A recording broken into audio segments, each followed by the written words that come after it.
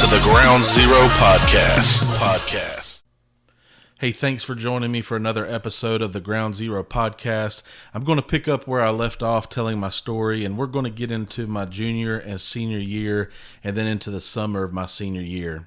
And so in my junior year and the beginning of my senior year of high school, I really saw God moving in my life. I saw him moving in the lives of others. A friend of mine, Brian, and I began meeting in the weight room with students in the mornings before homeroom to pray. We'd pray for the day and ask God to help us glorify him in our lives. We had a really good number of students coming out. I think we had 30 or more students coming out every morning to pray. And God was really moving. But along the way, I found myself focusing more on a girlfriend than on God. I got distracted, and as you can imagine, it wasn't long before that prayer group in the weight room was no more. I struggled later, feeling like a complete failure about that. God was moving, and I got selfish, and now what God had started had ended. Well, I mean, I know why I felt that way, but God says he will complete the good work he has started in you. It turns out, surprise, I'm not quite as important as sometimes I think I am. And I can't mess up things as bad as I think. Now look, you can make decisions and mess some things up, but this is the thing about God.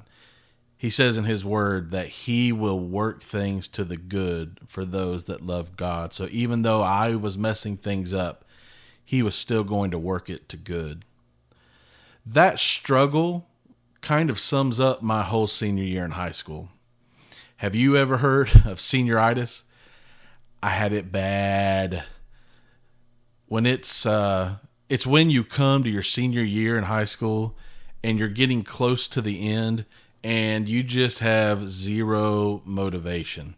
You feel like this is all you've done for all of your life. You've put in 12 going on 13 years of school, and you just don't want anything to do with it anymore. And like I said, I had it bad. My spiritual life was losing its fire as well. I got consumed with just doing whatever I wanted, not really giving any thought to the future or to anyone else. There came a point, even when I remember being at home and I asked my mom, what if all this God stuff I have believed in isn't real and I'm just wasting my time? Now, it's not really an uncommon thing for someone to go through this kind of phase of doubt. She shared some wise words with me. She said, well, if you choose to follow God and it turns out he isn't real, then you will have lived a good life and nothing bad is going to come of that. But if you choose to walk away from God and he is real, is that a risk you really want to take? Oh, Mom, hitting me with those mountains of West Virginia wisdom. At the moment, I just didn't want to hear about it because in reality, I just wanted to do me in that moment. If that meant enjoying sin to fulfill the lust of the flesh, then so be it. If that meant distancing myself from God, it just is what it is. As I shared before, I loved basketball.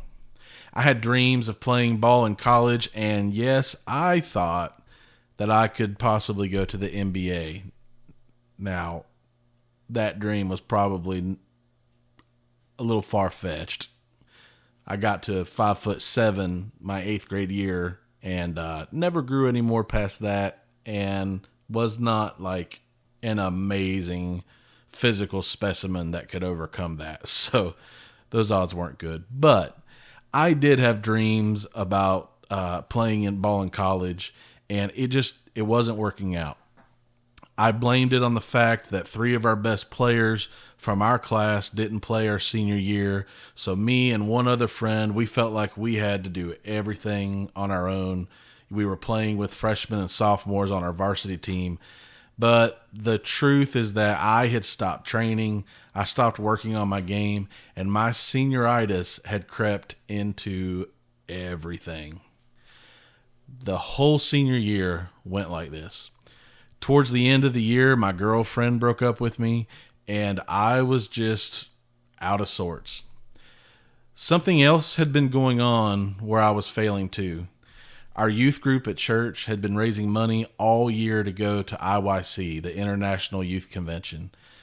We were planning on going on a mission trip for 1 week and the convention the next week. It's an expensive trip, and the youth group held fundraisers throughout the entire year. I didn't attend any of those fundraisers because I had no intention of going, because I was really just stuck on doing my own thing. What I didn't know was that my dad had been giving to the youth group money every week for the entire year to pay for my way to go. He was running his own small construction business, and money was tight. Yet my dad made the decision to invest in his son. He had decided that if I didn't want to go, that he would just let the donations go to another youth that wanted to go, maybe that wasn't part of the youth group, or that couldn't afford it, or didn't make the fundraisers. The last convention we had gone to, these happened every 2 years, and the last one we had gone to had a big impact on my life. And so he was going to make sure that if I changed my mind, that it would be provided for. So the day came towards the end of the school year when he asked me, "Son, do you want to go to convention?" I can't. I haven't gone to any of the fundraisers. Even if I wanted to, I can't. He asked me again, "Do you want to go?" I didn't really know what he was getting at. He knew I couldn't go, and I knew I couldn't go. So what's going on? Well, I mean, if I could go, I guess I'd want to go. He then told me that he had been paying money towards my portion to go, and that he had already cleared with our youth director that if I changed my mind and wanted to go, that I would be able to. I really didn't know what to do with that. But for the first time since my salvation, the first time since being saved, I was receiving a gift that I did not deserve, and I knew it. It softened my heart a bit. The other thing that I didn't realize is that he had also been putting away money so that he could go as one of the leaders. I cannot tell you enough how much impact a father can have on your life. I had a great dad. I have a great dad. A godly dad. But even if you don't have your biological father, God will send people into your life to be spiritual fathers, and he will use them to lead you towards him. Now we come to graduation. Finally, I can be done with this, right? That day was so very surreal for me. I had decided that I would wear one of my step-grandfather's ties with my white dress shirt under my graduation gown. It was diagonally striped, white and blue, very businesslike, looked good. My step-grandfather had passed away my sophomore year in high school when I was 15 years old. His name was Spike, and he had married my grandmother Nellie. Well, that's Ma Nellie. Ma Nellie is my dad's mom. And Spike was really the only grandfather that I really had any relationship with. My mother's dad had passed away when she was a teenager, and my father's dad just wasn't much of a family man in his latter years. I wish I had the chance to get to know him better, but that's life. Spike, however, Spike was a trip. He loved my grandmother to the moon and back, and man, he took good care of her. And to this day, even after his death, he takes care of her. He made sure she would be able to live a good life the rest of her days. I love him for that. They lived in Ohio, and we were in North Carolina, so it's not like you could get super close, but they would visit very often, and they would stay on the beach when they came to visit. Sometimes I'd go spend days with them out at the beach during the summer and just enjoy being with both of them. My grandmother always made a point to come down to be at any big event in my life for really my whole upbringing. When we would travel to West Virginia to visit family, we would most often cross the bridge there in Huntington, West Virginia, on the Ohio River, and go over into South Point, and we would go stay with Mom Nellie. I love and cherish so much that they would take the time to visit with us here in North Carolina, or that we would be able to be there with them in Ohio. Spike was quick-witted. He was funny. He had that sarcastic gene that ran in our family too, so we all got along great. That day of graduation, Mom Nellie came down from Ohio to be there and to celebrate with us. I've got a picture with her, and I'm wearing that white shirt with Spike's tie. I share all of that about Spike because the strangest thing happened while we were preparing ourselves in the auditorium before we went into the gym for the graduation ceremony.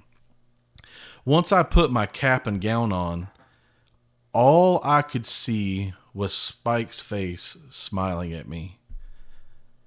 This went on for maybe 5 minutes, and I broke down in tears. I could not get his face out of my mind, and I just kept crying. I tried to shake it off. I tried to compose myself, but I couldn't. I didn't really know what was going on with me.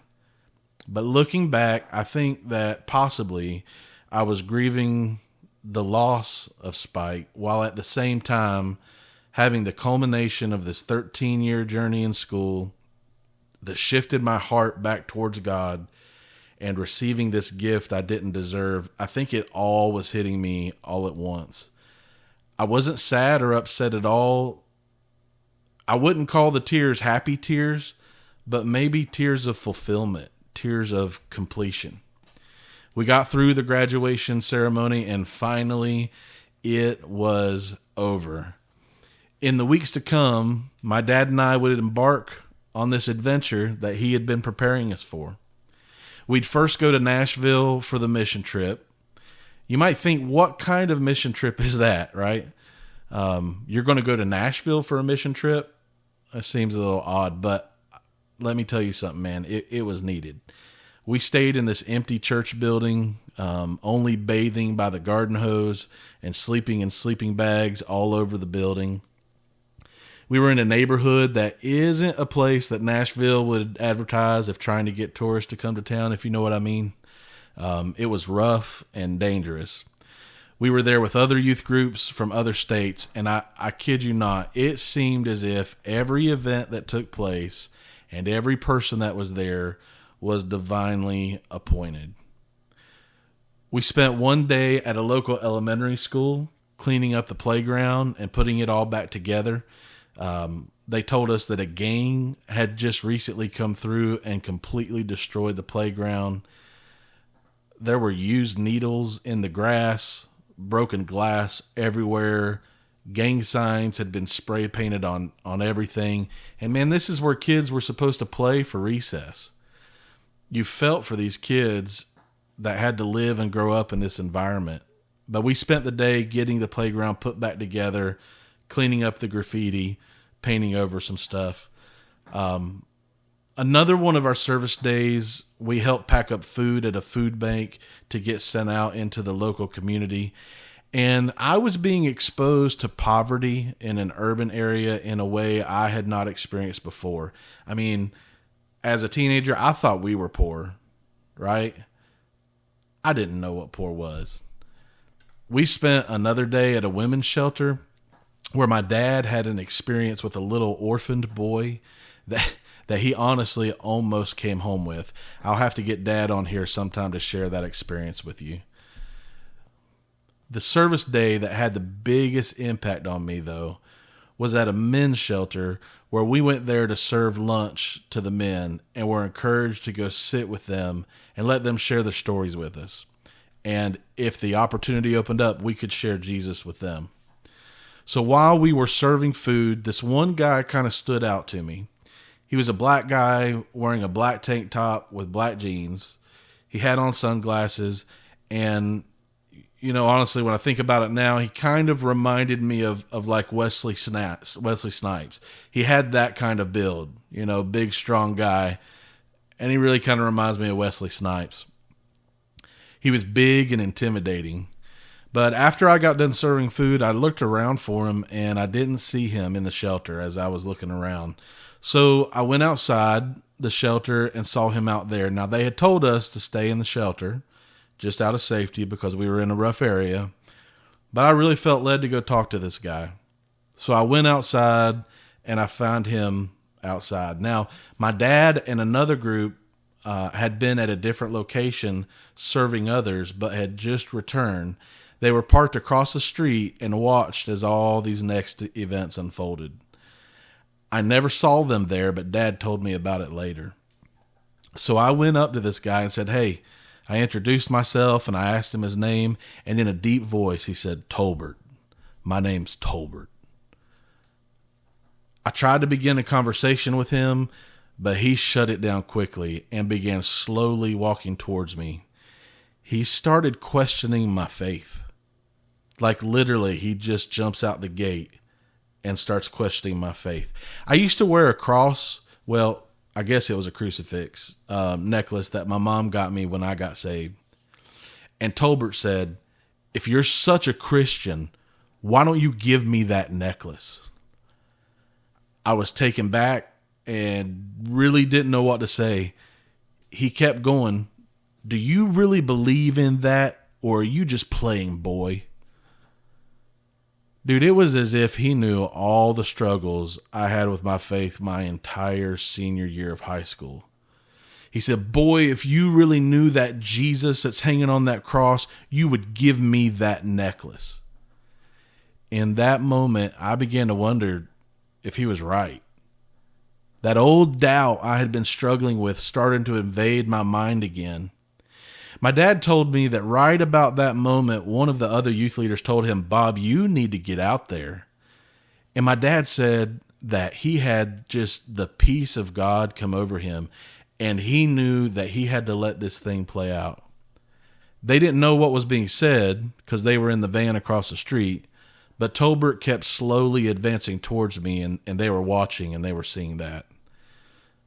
At that moment, this skinny white dude in light blue jeans and a white shirt with a hat on. I can't remember what the hat said, but he walks up from around the corner. He had a great big old beard that was kind of brownish red.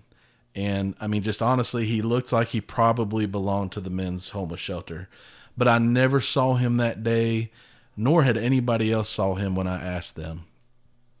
He called out to Tolbert, "Hey, Tolbert, how about you leave that young man alone?" I looked over at Tolbert and could just barely see over his sunglasses as he glared at the man that just showed up. He was enraged. I had no idea what was about to happen, but it was intense. But the man just kept walking over and said one more time, "Go on, Tolbert, leave the boy alone." Tolbert slowly backed off, turned around, and walked away. Now, in the moment, I didn't understand why he walked away, because this guy that showed up was skinny and bones, and Tolbert was jacked. The guy checked on me to make sure I was okay, and as we got to talking, I asked his name. He said, "My name is Clay." He then knelt down and said something to me that I'll never forget. He said, "My dad is a priest, and he always told me that if I just keep seeking Jesus, I will always find him." I thanked him, turned around towards the shelter, and then when I looked back, Clay was gone. Seriously, no joke. Clay was gone. I can't tell you how many times I've sat in my bed pondering that moment. Over the years, I've come to believe that I encountered a physical manifestation of a demon and an angel. You might think that's crazy, but if you were there, felt what I felt, saw what I saw, you'd think the same thing. The Bible tells us that angels walk among us as regular people, and that sometimes we are entertaining angels unaware. Later on, when I became a pastor, I would really gain an appreciation for biblical original language. So what I mean is studying the Greek and the Hebrew and Latin, studying the original text to really find out kind of the deep meanings that the English language just isn't very good at expressing. And one day the Lord reminded me of that encounter, and I started researching the names of those two men I engaged on that summer of 2000. Well, I mean, Clay, that's a pretty obvious connection to the Lord. The Bible tells us that God, the Father, He is the potter and that we are the clay. And then Clay mentioned that his dad was a priest, and Jesus is known as the ultimate high priest. And Clay encouraged me to just keep seeking Jesus. Now, what surprised me was that even though I believed that Tolbert was either a man possessed by a demon or a demon himself, his name is what blew me away. The name Tolbert is English in its origin, and it has two meanings: a bright, shining, famous one, and to destroy. Now you tell me who that reminds you of. Yeah, I will never, ever forget that experience. So something else that happened while we were in Nashville, each night we would end the day sharing testimonies. They would call them Yay Gods. We'd get together and share our Yay Gods. And we'd share our testimonies about the day and whatever we felt the Lord was teaching us. We'd have a time of worship. Now, up to this point in my life, I had never played an instrument. In fact, no one in my family played an instrument. My dad was a good singer. He sang in all-state chorus in high school, and I had followed in his footsteps, making it to all-state chorus as well. We sang a little bit, but never played an instrument. So now let me tell you a little bit about faith. My mother, when I was a teenager, bought me a Technics digital piano.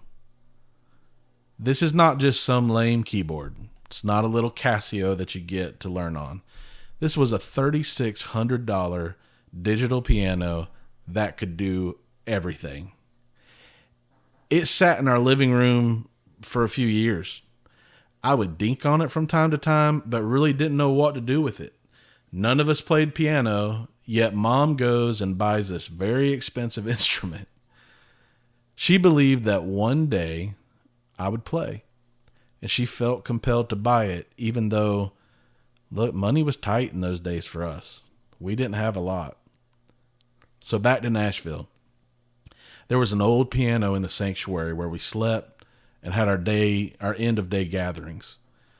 I began picking at that piano, and by the end of the week, I helped lead worship for the night.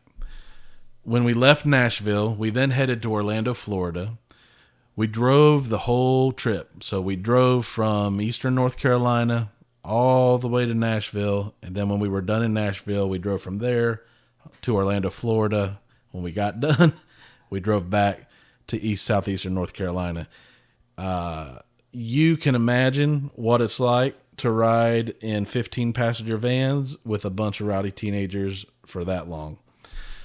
I remember when we got to the convention center in Orlando, walking into the big rooms with amazing chandeliers, I felt gross. I don't know how else to explain it. I just felt gross.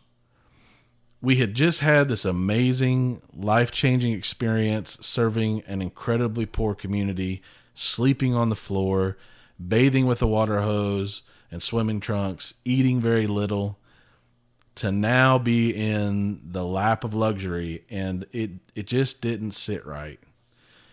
Convention was pretty good, just like they all are. You know, it was good. I had the chance to sing in a choir that they put together, and the guy leading the choir was great. It had an urban gospel flair to it, and it was just so much fun singing with that group. But the big moment for me was on the last night of convention, as we were in the in the convention center. And at the end of the service, the worship leader, Al Denson, gave an altar call. And as he gave it, he said this. He said, there's one of you here this evening that you have been running from God. But God has a call in your life, and this is the moment for you to come give your life to whatever God wants, and he will lead you through everything you will face moving forward. Well, as you can imagine, I literally ran down to that altar, and so did 3,000 or more other youth with me. I don't know if that altar call was just for me, but it sure felt like it. I remember when I got down there and got on my knees to pray, I remember praying something kind of similar to what I did whenever I got saved. I said, God, if you'll take me, I'm yours. I know I don't deserve it, but I'm committing my life to you and to your work forever. I know you've called me to at least lead people to worship, and I can't always count on someone being there to play for me. So Lord, I don't know how this would work, but please help me to learn to play the piano so I can lead people in worship. Well, long story short, after that prayer, we came back. That weekend, the youth led the worship service at church, sharing testimonies and letting the congregation know how we were impacted. And I led our youth group in worship. 2 weeks later, I was brought into a meeting with a worship team I sang on, and I was told that the decision had been made that we would be moving away from the praise and worship that we had been doing and would be going to a traditional format with hymns from the hymnal. I was personally pointed out and told, we really won't need you to sing anymore, Andre. But if you would like to lead the drama department, we'd love to start one. That would be great. Now look, I had never been in a play during youth the whole time I'd been at this church. Not once. I always sang. I helped with worship. If there was singing to be done in the play, I would be that part, but I never once was part of the play where drama was involved. I knew in that moment that my time here was over. Now, this was the church I got saved in, the youth group that gave me so many opportunities to grow closer to God, and now everything was about to change. I spent the next couple weeks practicing the piano, wondering, what in the world am I going to do? I didn't go to college because I had no direction. My senioritis caused me to not do anything related to college applications or anything like that. I watched that fall. I watched all my friends pick up and go to college, and I was still right here. I knew that I've committed my life to the ministry, but now the church I came up in is not where I'm supposed to be. So what was I supposed to do? Now, I had been dating this girl, and her stepdad was starting a Bible study, and they wanted to have some worship on the nights of the Bible study. And she had told him about me, and he called me to see if I'd come lead worship. And that phone call was the beginning of something. I'd spend each week learning 4 new songs, and my parents will tell you that, Monday through Thursday, that was kind of rough being in the room while I was learning those songs. But by the end of the week, I was playing well enough to lead those songs in worship. God had answered my prayers, but it didn't look anything like what I thought it would. That was the beginning of a new chapter. I had prayed for God to give me the gift to play, and just a few weeks later, I was leading worship. That's what God can do. For more information about the ministry of Ground Zero, go to our website at groundzeronc.com. To contact us, email us at info@groundzeronc.com.